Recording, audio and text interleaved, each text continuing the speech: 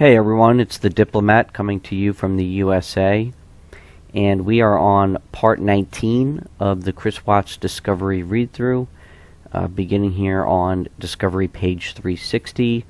We just finished up the interviews with Luke and Melissa from Anadarko, and we are about to go through a couple of interviews by the FBI with Nick and Amanda. This was friends of the Watts, and this is also where Chris stayed for a day or two while everything was going down. So this date of entry is August 22nd, but the actual interview took place on August 15th. And this is by FBI agent Hause, H-A-U-S-E. Amanda was contacted at her residence. After being advised of the identity of the interviewing agent and the nature of the interview, Amanda provided the following information. Amanda is a child care director at the Goddard School in Colorado. She has a bachelor's degree in human development and family studies. Amanda met Shanann in approximately August 2016 in Erie, Colorado. At that time, Amanda was the director at the Primrose School where Shanann's girls, Bella and Celeste, attended. Amanda got to know Shanann as a parent of the girls. Amanda and Shanann talked every day at drop-offs and pickups. Amanda gave Shanann her telephone number to arrange playdates. Their first playdate was in February 2017, which was attended by Amanda and Shanann, as well as their husbands Nick and Chris. Their friendship blossomed. They talked every day and hung out 3 out of every 4 weekends. Their girls became close as well. Shanann sold products from home through a company called Lavelle. Lavelle salespeople are known as quote-unquote thrivers. Shanann and Amanda communicated via telephone, text, and in person. They texted daily and talked on the telephone almost daily. Amanda and Nick previously lived near Shanann in Frederick, Colorado. When they moved to Thornton, Colorado in June 2018, Amanda and Shanann talked less since Amanda was busy with work and the move. Amanda started employment at the Goddard School in March 2018.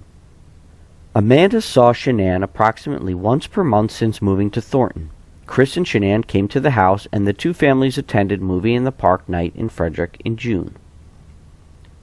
Throughout the duration of the interview, Amanda referred to her cell phone to aid in the recollection of dates, times, and context of phone calls, travels, and text messages. Shanann and Chris went to San Diego on June 22, 2018 for the weekend and came home on June 25, 2018. Shanann's dad came to visit on June 28, 2018. On approximately June 29, 2018, Shanann, the girls, and her dad flew to North Carolina to visit family for 6 weeks. They returned home around August 4th or August 5th, 2018. Last Thursday, August 10th, 2018, Shanann traveled to Arizona and got home Monday morning. Amanda stated the last time she saw Chris was on July 4th, 2018 at the Thornton Recreation Center for the fireworks show. Amanda went with Nick and her daughter, Amelie, and her brother-in-law and sister-in-law. At that time, Shanann was in North Carolina.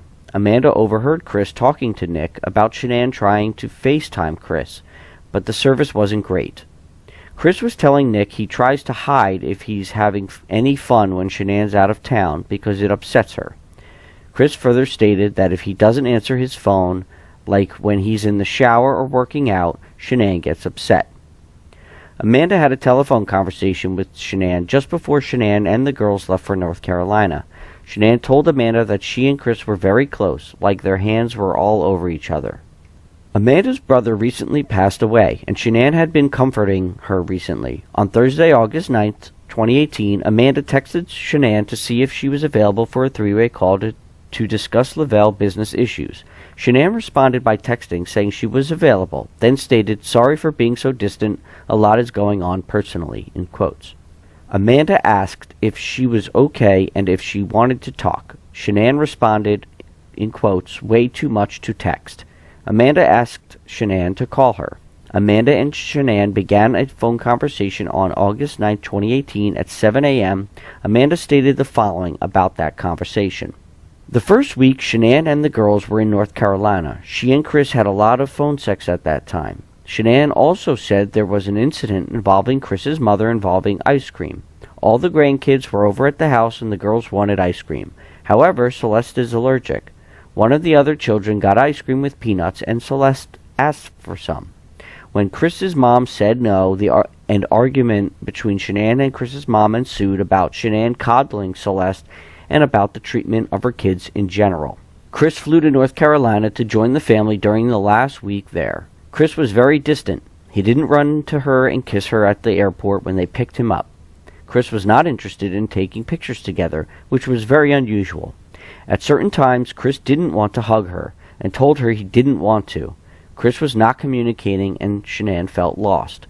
While in North Carolina, Celeste had a birthday party. Chris's mother and father didn't show up and also didn't text Shanann or Chris. Since that time, Chris started to get distant from Shanann. Shanann thought Chris's parents loved the other grandkids more than Celeste and Bella. It was a burden for them to talk to Celeste and Bella. Chris's parents also did not attend Shanann's and Chris's wedding. Chris told Shanann that Shanann was putting a barrier between Chris and his dad. Chris told Shanann that they were no longer compatible. Chris told her he didn't want the baby, he just wanted it to be the two girls. Chris told her he wasn't sure if he wanted a third child. Shanann asked Chris why he wanted another child if he felt that way about her. He said he thought it would fix the relationship. They were having a lot of sex. Prior to the North Carolina trip, Shanann and Chris were both happy, and Chris was excited about the baby. Chris said he was considering separating from Shanann. Shanann asked Chris to see a therapist, but he refused. Shanann was 100% against separation. Chris wouldn't talk to her. During the above conversation, Amanda suggested to Shanann that she and Chris go away for the weekend of August 17th, 2018. Amanda offered to watch the kids and the dog. Shanann texted back on August 9th, 2018 at 1:15 p.m. and stated, in quotes, "Chris agreed to go away, which I am in total shock. Sure you don't mind?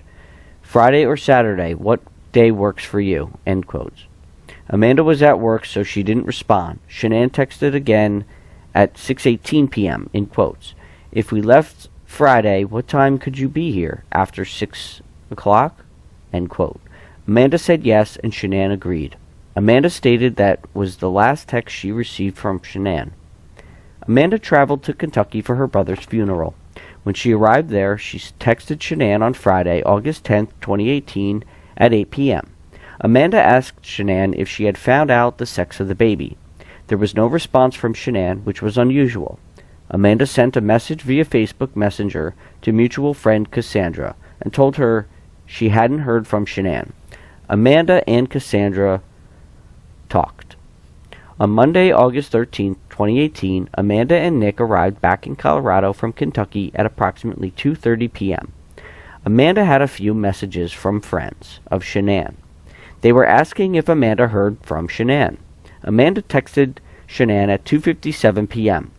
in quotes, "Hey lady, we just got back. Let's chat about this weekend." End quote. Amanda received a familiar auto reply from Shanann that she used whenever she was driving. In quotes, "Safety first, I'm driving with do not disturb. While driving turned on. I'll see your message when I get where I'm going." End quote. The last part of the auto reply had some extra wording Amanda hadn't seen before, which stated, in quotes, "I'm not receiving notifications. If this is urgent, reply urgent to send a notification through with your original message." End quotes. Amanda sent one more message to Shanann asking when Shanann was getting back to Colorado, but received no response.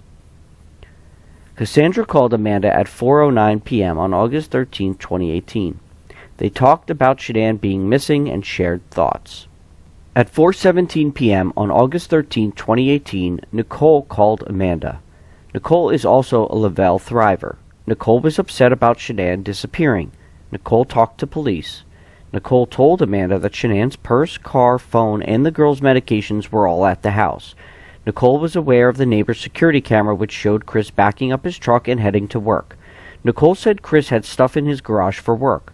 Nicole told Amanda that Chris's story had changed. Chris said Shanann was leaving with the girls for a playdate at 5:30 a.m. Amanda stated she could not recall what other story Chris had told. Nicole further told Amanda that Chris told Cassandra one thing and told Nicole another thing. When Amanda and Nick arrived home from their Kentucky trip and were unpacking, they were worried about Chris, so Nick texted Chris. Amanda and Nick decided to go see Chris. They arrived at Chris's house around 6 or 6:30 p.m. They asked Chris what happened and where was Shanann, what was known and not known. Chris's phone was quote-unquote blowing up. While standing inside the home near the doorway, Chris told Amanda and Nick the following. Chris and Shanann were having problems and were separating. Around 4 a.m. that morning, Chris got up for work and Shanann got up with him. He wanted to get it out and be done with it. Chris told Shanann he wanted a separation and wanted to sell the house. They had been talking about selling the house for weeks. Amanda stated that Shanann had not told her about that. Chris said things are really tight, and they wanted a smaller house because they didn't need all that room. Chris said they got that house because it was like Shanann's house in North Carolina, and it made her happy. When Chris left for work, Shanann was emotional and crying. Chris got a call from Nicole around 11 a.m. or 12 p.m. Nicole had been trying to get a hold of Shanann. Nicole went to the house but couldn't get in. When Chris got home, Nicole had called the police. He saw Nicole peeking in the windows, trying to get in. Chris opened the door and Nicole let herself in and started searching the house. Nicole was telling her son where to go and where to look at places in the house. Amanda stated that by that time in the conversation, they had moved into the kitchen. Chris was pacing. Amanda recalled asking him questions about the windows and doors and if they were locked. Chris seemed numb and lost. His face looked like Amanda's when she lost her brother, almost like not believing it. Chris said that he noticed a taxicab charge on his credit card statement, which posted August 13th.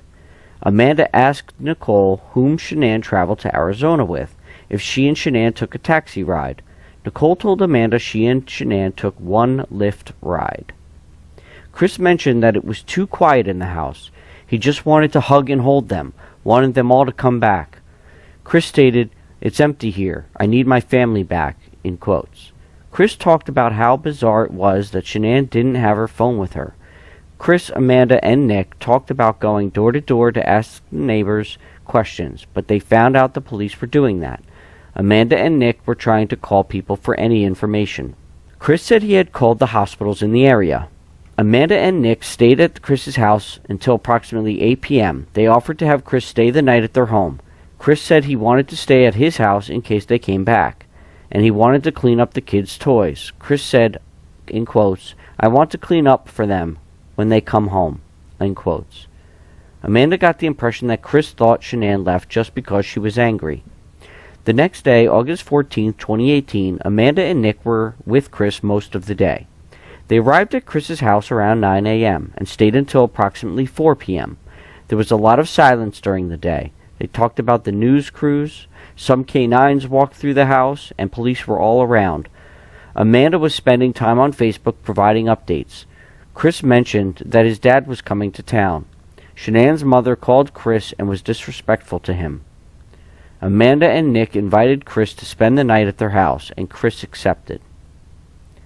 Amanda and Nick returned home. Chris still had news people at his house and waited until they left. In anticipation of Chris coming to the house, Amanda and Nick ordered pizza. 15 or 20 minutes later, Nick told Amanda that Chris was going to get interviewed by the FBI. Amanda and Nick went to the Frederick Police Department at approximately 7:30 p.m., where they waited in the car until approximately 11 p.m., when Chris came out. Chris said he wasn't allowed to go to his house since they were searching it that night and in the morning. Chris followed Amanda and Nick to their house. At Nick and Amanda's home, Chris talked about how the interview went. He said one guy interviewed him and was aggressive and accusatory, asking, in quotes, "What did you do with your wife and children?" End quote. The interviewer then went back to, quote-unquote, nice talk and being supportive. Chris stated he was asked the same question multiple times in different ways. He was asked about a polygraph and said he would take one. At one point, the interviewer left and came back and told Chris to come back in the morning for a polygraph. Amanda, Nick, and Chris all went to bed. The morning of August 15th, 2018, Amanda and Nick awoke at approximately 6 a.m. and took their daughter to school. Chris was still upstairs. Chris came down approximately 10 minutes after Amanda and Nick returned. Amanda stated Chris seemed like a lost puppy and was pacing. Chris said he was going to go to work, but his work told him no. Chris was waiting to hear from his mom about his dad's flight. Chris left around 9:30 a.m. to get his dad from the airport. Chris and Shanann shared their Lexus. They previously had an Explorer, but were currently just using the Lexus and his work truck. Chris worked at an oil company in the oil fields where he does maintenance. Shanann never mentioned anything about their financial situation. Amanda stated Shanann had lots of clothes and had her nails done about every 2 weeks. Shanann never said a word to Amanda about Chris seeing other women. At one point, Shanann speculated about Chris maybe having an affair, but dismissed it because Chris, quote-unquote, didn't have game. Amanda stated she left a message with the detective about the fact that Shanann always wore her iWatch, which was missing. Amanda stated she would preserve all of the phone, text, and calendar data on her phone. Okay, the following page is mostly blank. We go into a cover sheet on 367. It's another physical 1A, 1C cover sheet, and this is regarding the interview notes of Amanda, completed by FBI agent House. The next page says file note, notes corresponding to House report 9, dated August 22nd, 2018, have been requested and will be provided upon receipt. Next page, 369. Now we have the FBI interview of Nick, and this is also by Agent House. The date of entry is August 22nd, and it's also August 15th when this took place. Nick was interviewed at his residence. After being advised of the identity of the interviewing agent and the nature of the interview, Nick provided the following information. Nick is employed as a media director for Prop Inc. in Greenwood Village. Nick obtained a high school diploma. Nick's wife Amanda and Shanann set up a play date for the kids in approximately April 2017. Nick met Chris at that play date at the park in Frederick. That summer, Nick and Amanda saw them almost every weekend at each other's homes and going out to dinner. In the fall of 2017, Chris started getting into running. Nick and Chris ran at times through the winter on weekends. Chris said he was working out at the Frederick Recreation Center. They didn't share much personal talk. Chris was self-contained and didn't offer much. Nick was also friends with Shanann. They all got along. Nick and Chris mostly communicated through texting about going for runs, sports in general, or making plans for the weekends. There were not many phone calls. Nick and Amanda moved to Thornton, Colorado in June 2018. Nick and Amanda saw Shanann and Chris less. Shanann and the kids went to North Carolina for 6 weeks in June 2018. Chris joined them in North Carolina during their last week there, and they all flew back together. Nick and Amanda saw Chris on the 4th of July at the fireworks show in Thornton. Nick asked Chris a question along the lines of, "What's it like to be a bachelor?" in quotes. Chris responded that it was weird being in an empty home and that he was working out all the time. Chris said that Shanann got upset because he missed one of her phone calls. Chris added that at any time he's working out, he runs upstairs when she calls, and he hides that he's doing stuff without Shanann and the girls. Nick had no other indication from Chris about the status of their relationship other than those examples. Nick thought that perhaps Shanann and Chris were married in 2012.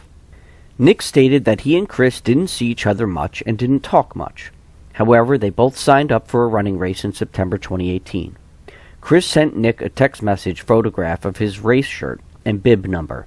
The two exchanged a few texts regarding the upcoming race. When Chris and Shanann got back from North Carolina, Shanann and Amanda talked for about 45 minutes. Amanda told Nick that Chris and Shanann weren't doing well in their marriage. Amanda asked Nick if Nick saw the post Shanann made about Celeste in North Carolina, to which Nick said he had. Nick and Amanda thought maybe that issue was part of the problem. Nick was aware that Shanann didn't get along with Chris's parents.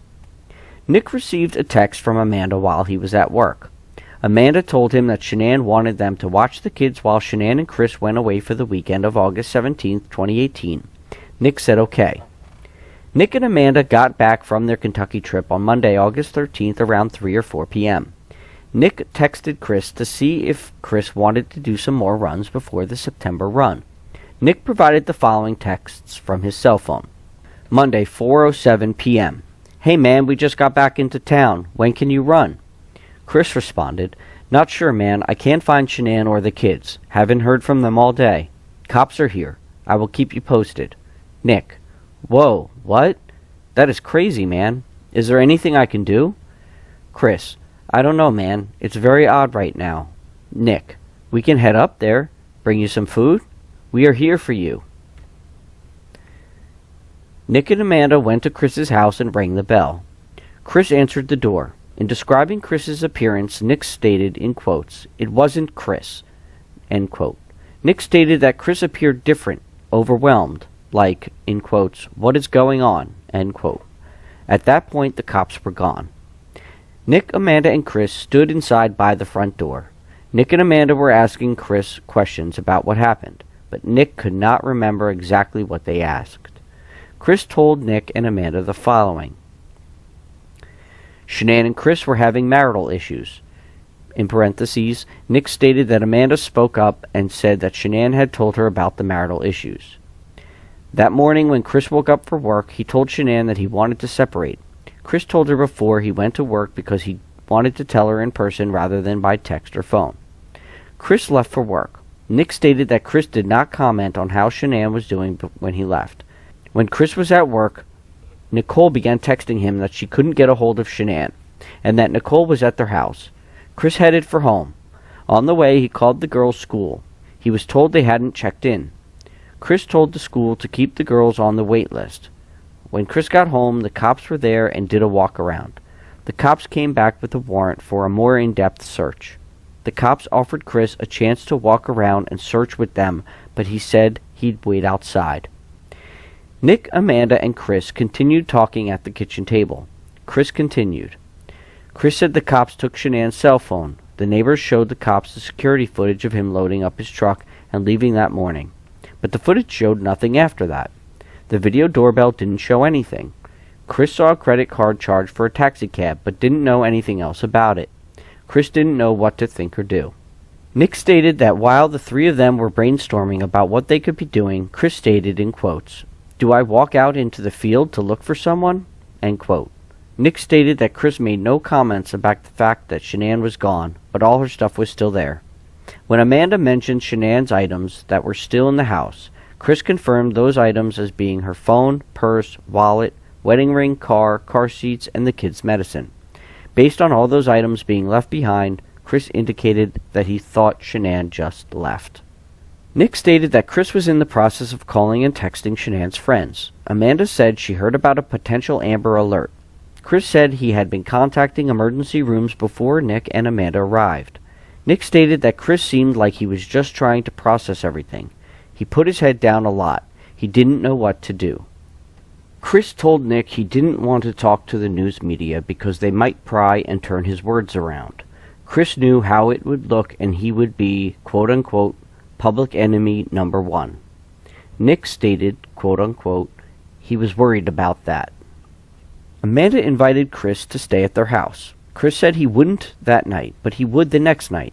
Amanda and Chris went home around 7 p.m. or 8 p.m. When they got home, they texted Chris at 9:33 p.m. They told Chris they had stopped at McDonald's and the gas station at I-25 and Highway 52 to see if anyone there saw anything. Chris responded at 9:43 p.m., stating, quote-unquote, thanks, man. On Tuesday morning, August 14th, 2018, Nick texted Chris to see if he was going to work. Chris said he didn't get much sleep and was going to stay home. Nick and Amanda took their daughter to school. Nick texted Chris at 8:30 a.m. on August 14th, 2018, to ask if he'd heard anything from the police. Chris responded, nothing yet, in quotes. The two texted back and forth briefly. Nick and Amanda drove to Chris's house. On the way there, the news media started contacting them. When they arrived at Chris's house, they found Chris to be tired, not himself, and overwhelmed. The three sat at the kitchen table. They talked about the possibility of Nick and Amanda talking to the media about the media talking to Chris. During the afternoon on Tuesday, Nick overheard a telephone call between Chris and either his mom or Shanann's mother. Chris made a comment along the lines of, in quotes, "The longer this goes on, the more I worry that they might be hurt or in danger," end quote. Chris stated that he had received a text from a realtor on Monday night. Chris told Nick and Amanda that he and Shanann had talked about putting the house on the market. The house was too big and too much of a financial burden, and they wanted to downgrade. Chris said he wasn't sure if that is what made Shanann mad at him, although Chris hadn't talked about Shanann being mad before that moment. Chris was wondering if, in quotes, that's what started all this. Chris made no mention about having any girlfriends. Nick and Amanda left Chris's house just before 4 p.m. in order to pick up their daughter from school. They offered to have Chris stay at their house that night. Chris agreed to it. Chris said he would be over in a little bit. When Nick and Amanda arrived at their home, Nick called Chris. Chris said he was coming over. Chris called Nick about 10 minutes later and said that Fox News was still in his front yard. Chris was concerned about how it would look if he was seen leaving his house with a bag of clothes. At around 6:20 p.m., Nick texted Chris again. Chris said he was just leaving his house. Approximately 20 minutes later, Chris called. He told Nick that Frederick Police Department wanted him to come talk to an FBI agent. Nick responded via text stating that he and Amanda would go there and offer support. Chris responded in quotes, "Thanks, man." Nick and Amanda went to the Frederick Police Department. Chris came out around 11 p.m. Chris gave a brief summary of the interview, but they all decided to talk more once they got home. At the house, Chris said the interview was intense. He stated it was like being interviewed by 3 people, all by one person. He stated they had his phone and asked him all about stuff in his phone. They asked him about his weight loss and, in quotes, "Who is she?" They would disappear for 15 minutes and would start over when they came back. He was getting the same questions in a different form. He was grilled and asked, in quotes, "So why did you do it?" end quote. At the end of the interview, the agent told him he did a good job. Nick told Chris he had been texting with a private investigator friend. Nick gave Chris some lawyer contact information upon the advice of the private investigator. Chris was appreciative and went to bed. Chris said he was planning on going to work until his dad arrived. On Wednesday, August 15, 2018, Chris told Nick that his work told him not to come in. Chris left the house at 9:30 a.m. to get his dad from the airport. Nick and Amanda went to work. Nick stated that he found it strange that Chris didn't know if Shanann had her Apple Watch since it wasn't in the charger. Nick knew that Shanann always wore her Apple Watch and always had her phone with her. Chris never made other comments over time about whether Shanann slept while wearing her Apple Watch. Nick stated that he would preserve all his call and text data. So that's the end of the interview with Nick and Amanda. One thing, there's obviously a lot here, a lot covered, and it's for you to interpret and to take in. But one thing I will say is, Nick and Amanda, I know they look back and they regret, offering their support and having him stay over, and I totally understand that. From every possible angle, I understand that. Feeling like they maybe had put their daughter in danger, that they were in danger that whole time. That's a scary thought. And I think one thing, though, that they might be missing is they may have had a really positive impact on the outcome of this whole case, right? They chose to believe him. They chose to support him, and they even offered up their home, which he took. Now, what might that have done? That may have helped Chris think that he may be getting away with it. right? They showed their support. Even after what he was telling them, they knew a lot of information. They still chose to believe him, express that to him, and not just in words, but in actions. And that may have had a positive impact on Chris continuing his story and continuing to think he's going to get away with it, and thus taking the polygraph. I'm sure they probably encouraged him to. They took him to the interviews, so they kind of helped the process along. And I hope that they didn't miss that. I hope we all take a second to recognize them for that, and appreciate the sacrifice that they truly made. And they all in the name of good intentions, all in the name of being good friends, and doing it for Shanann as much as doing it for Chris. They thought that they were helping, and I think they were, but maybe not in the way they realized or they expected. So, they obviously have a very, very difficult and had a very difficult time with this. You can see their interview. If you haven't seen their interview in the park, it's really good. It's it shows you the type of people that they are, and I really highly encourage you to watch that if you haven't, just even out of respect for the role that they played. So I thank you for listening. We'll end there, which is page 373. Next page is just blank, and then we actually get into an interview with Chris's mistress next, as well as another Anadarko employee. So, in the loving memory of Shanann, Bella, Celeste, and Nico, and may God bless the Rusek family and all those affected. Really, all those affected. God, we ask that you please bless them. This is The Diplomat, and I hope you have a great day.